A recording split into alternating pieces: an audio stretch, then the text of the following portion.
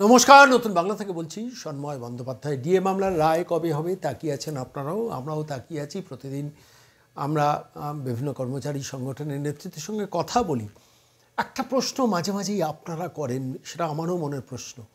সেটা হচ্ছে ডিএ সংক্রান্ত মামলায় যখন সুপ্রিম কোর্টে জাস্টিস সঞ্জয় কারোলের বেঞ্চে শুনানি হচ্ছিল, তখন সেখানে রাজ্য সরকারকে 50% বকেয়া ডিএ মিটিয়ে তবে আদালতে আসতে বলেছিলেন।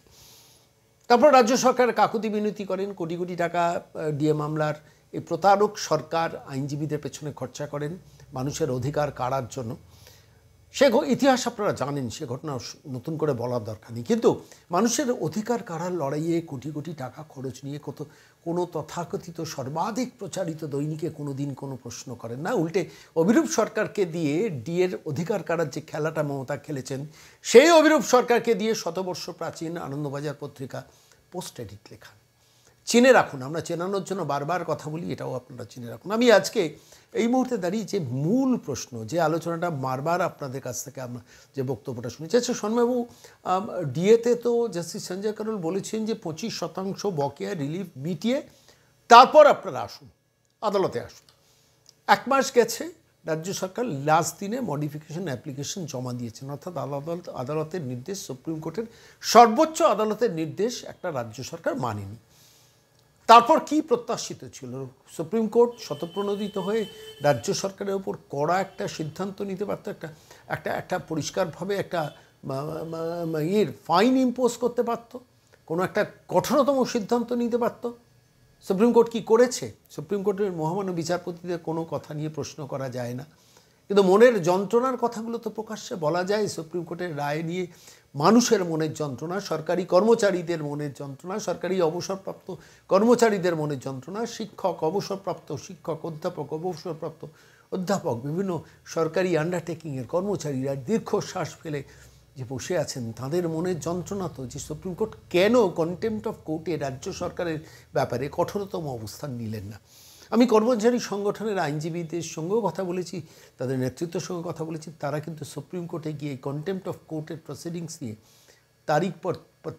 তারিখের গেরোয় মামলাটাকে ফেলতে চাননি বলে কন্টেম্পট অফ কোর্ট আদালত অবমাননার মামলা ফাইল করেও সুপ্রিম কোর্টে কিন্তু জাস্টিস সঞ্জয় কারোলকে জোর করেননি যে আপনি আদালত অবমাননার রায়টা আগে দিয়ে দিন।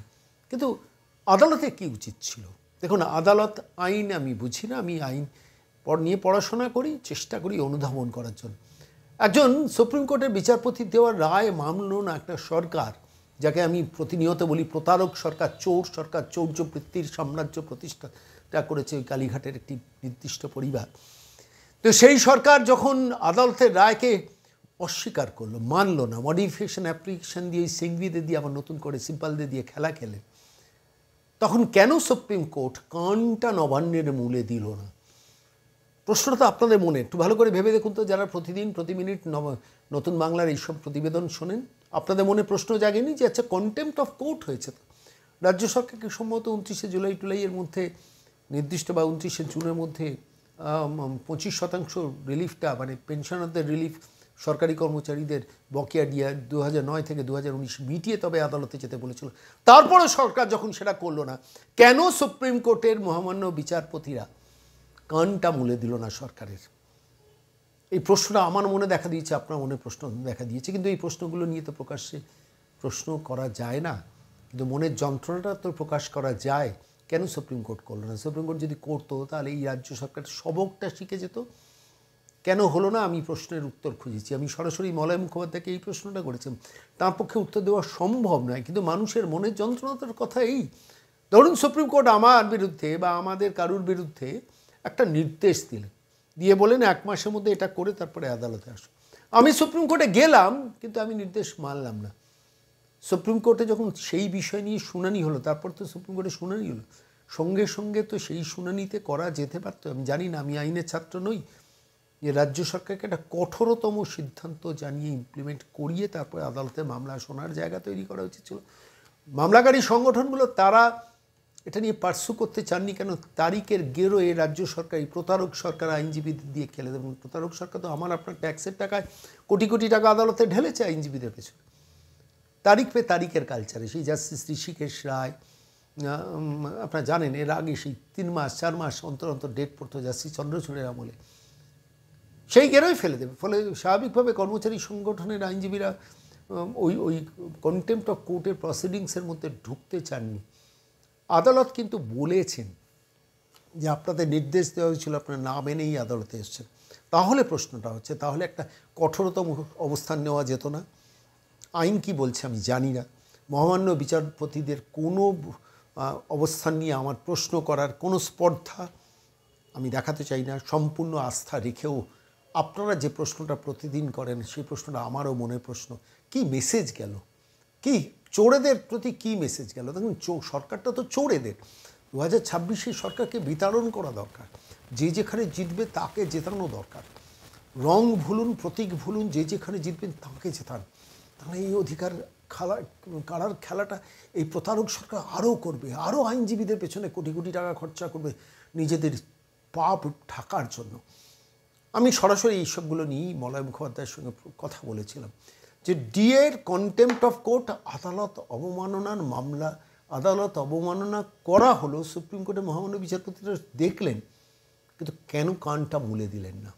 মূল মামলায় ঢুকেছেন, তার সিদ্ধান্ত যে কোনো দিন আসবে সেদিকে তো আমরা তাকিয়ে থাকবো, কিন্তু মনের যন্ত্রণাটা তো থেকে গেল। একটা প্রতারক সরকারকে তো মেসেজ দেওয়া যেত, সেই মেসেজটা না দিয়ে আলটিমেটলি আদালতের ওপর প্রশ্ন করার প্রবণতাটা বাড়লো, আদালতের নিয়ে অনাস্থা তৈরি করার জায়গাটা তৈরি হলো। কেন সেটা হবে? একটা রাষ্ট্রে সংবিধান আদালতের ওপর যদি প্রশ্ন মনে থেকে যায়, তাহলে কিন্তু সেটা সর্বনাশের কারণ। আদালত কি এটা বোঝেনি? জানি না। আদালতকে নিয়ে কোনো প্রশ্ন করা যায় না, কিন্তু প্রশ্নগুলো নিয়ে তো আলোচনা করা যায়, যে প্রশ্নগুলো প্রতিদিন আমাদের দরবারে আপনারা করেন।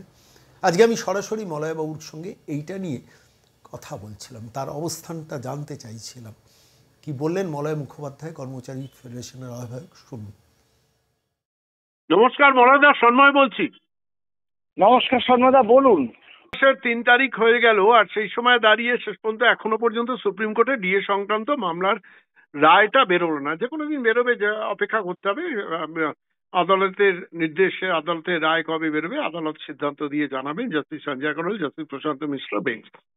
আমার প্রশ্ন একটা, যে প্রশ্নটা করা যায় না কিন্তু করতে হয়, তার কারণ এটা সরকারি কর্মচারী, অবসরপ্রাপ্ত কারো কর্মচারীদের মনের প্রশ্নটা আমি আপনার কাছেও রাখছি। আপনি যেহেতু প্রথম দিন থেকেই আইনি লড়াইটার মধ্যে আছেন, আমি একদম স্পেসিফিক প্রশ্ন রাখছি। সেটা হচ্ছে আদালত অবমাননা। জাস্টিস সঞ্জয় করলের বেঞ্চে যখন মানে 1 মাস কমপ্লিট হয়ে গেল, রাজ্য সরকার মানলো না, মানে আদালত, এটা তো কন্টেম্পট অফ কোর্ট একটা অ্যাপ্লিকেশন জমা পড়েছিল বিভিন্ন কর্মচারী সংগঠনের পক্ষ থেকে। তারা টেকনিক্যাল কারণে সেটা নিয়ে মুভ করেনি, কিন্তু আদালতের তো উচিত ছিল আদালত অবমাননা দেয় রাজ্য সরকারের উপর পেনাল্টি ইম্পোজ করা, কিন্তু আদালতের উপর কোনো কথা বলা যাবে না।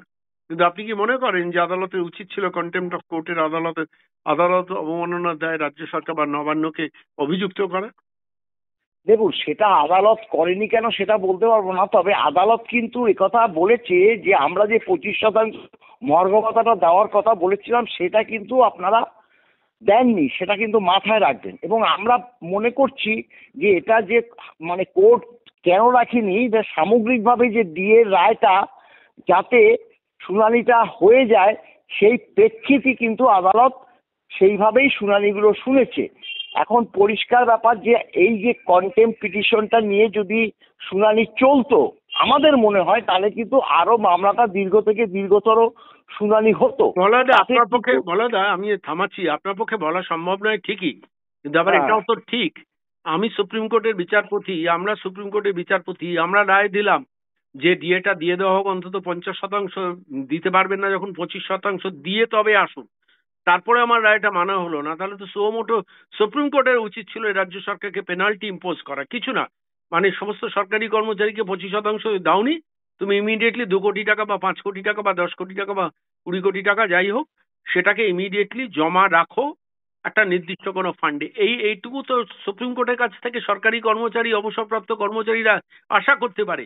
তাহলে আদালতের রায় তো আমি মানবো না, আমি সরকারি ক্ষমতায় আছি, এই প্রবণতা তো গতিবৃদ্ধি হবে। কি বলবেন?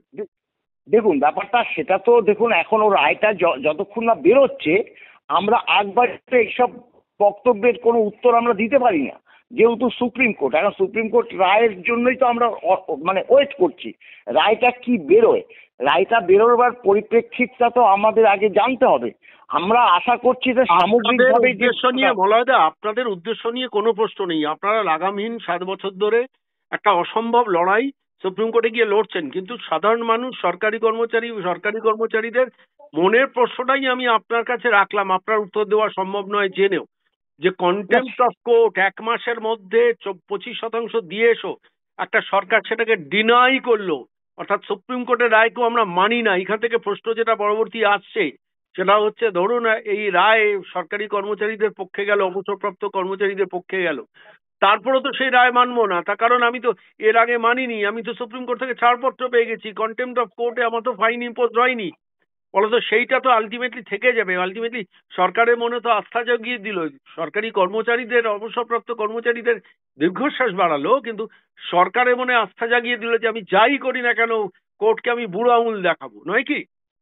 দেখুন, আপনি এই প্রশ্ন রাখতে পারেন অবশ্যই, কিন্তু আমরা মামলাকারী সংগঠন হিসাবে সর্বোচ্চ আদালতকে এইভাবে যে কন্টেম্প করেছে, তবু আপনি কেন এই ব্যাপার প্রেক্ষিতটা সেই আলোচনা করলেন না, বিস্তারিত আলোচনা করলেন না, এই প্রশ্নটা রাখার কিন্তু আমাদের সেই সময় আমাদের যে আইনজীবীও আমরা জিজ্ঞাসা করেছিলাম, বলো দেখো ব্যাপারটা কি সামগ্রিকভাবে যে ডিএর রায়টা সেইটা আমরা পেতে চলেছি বলেই আমি আশা করছি ওগুলো যদি আলোচনা প্রেক্ষিত আসতো, শুধু ওটা না, ওটার ক্ষেত্রেও এছাড়া আপনার যেটা হচ্ছে এই যে মৌলিক অধিকারের ব্যাপারটা, সেটাও তো আপনার ওইটা নিয়েও বিস্তারিত আলোচনা হয়নি।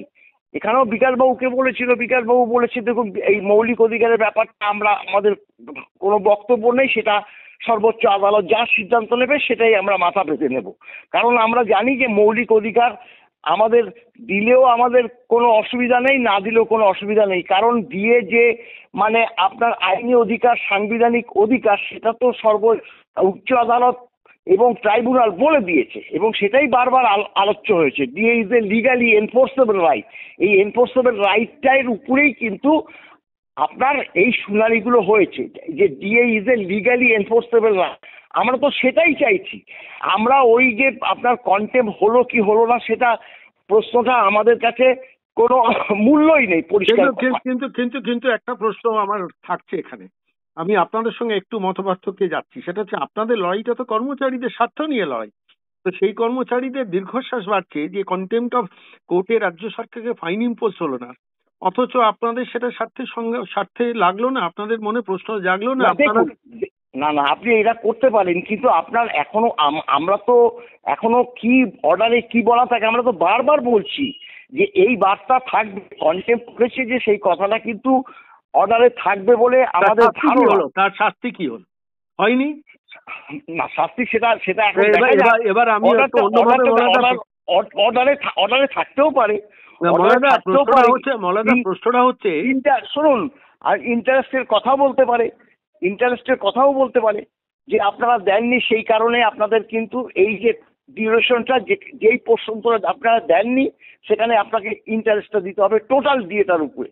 এখন কি করবে না করবে সেটা সর্বোচ্চ আদালতের দিকেই আমরা তাকিয়ে আছি। সত্যি কথা বলতে কি আমরা, হ্যাঁ এই কথাটা আমরা বলতে পারি যে যেহেতু 25% দেওয়ার সময় বলেছিল যে মামলাটা অনেক ডিলে হয়ে গেছে, আগে আপনারা মানে ডিএটা দিন, 25% দিন, সেই কারণেই আমরা ভেবেছিলাম যে অক্টোবরের শেষ সপ্তাহে বা নভেম্বরের প্রথম সপ্তাহে রায়টা বেরোবে। এখনো অবশ্য সময় যায়নি, নভেম্বরের প্রথম সপ্তাহে আমরা আশা করছি। এখন আমরা একদম কনফার্ম না যে নভেম্বরের এই যে মানে ফার্স্ট না হলে সেকেন্ড উইকের মধ্যে রায়টা আমরা পেতে চলেছি। এখন এই রায়টাই আমাদের কাছে কি বার্তা দেয় সেটার জন্য আমাদের ওয়েট করতে হবে। আপনি নিশ্চয়ই প্রশ্ন করতে পারেন যে কেন কন্টেম্প নিয়ে আলোচনা হলো না, এবং কন্টেম্প নিয়ে কেন সরকারকে আরো বেশি ভৎসনা করা হলো না, সেইটা আপনি নিশ্চয়ই প্রশ্ন করতে পারেন। কিন্তু আমরা সর্বোচ্চ আদালতের কাছে এই ধরনের প্রশ্ন আমরা এই মুহূর্তে রাখতে চাই না, কারণ আমাদের বিশ্বাস আছে যে সর্বোচ্চ আদালত সামগ্রিকভাবে কর্মচারী সমাজের যে ডিএর রায়টা পক্ষে যাবে এবং কড়া রায় হবে সেটা মনে করছি। অনেক ধন্যবাদ মলাদা, অনেক ধন্যবাদ। হ্যাঁ।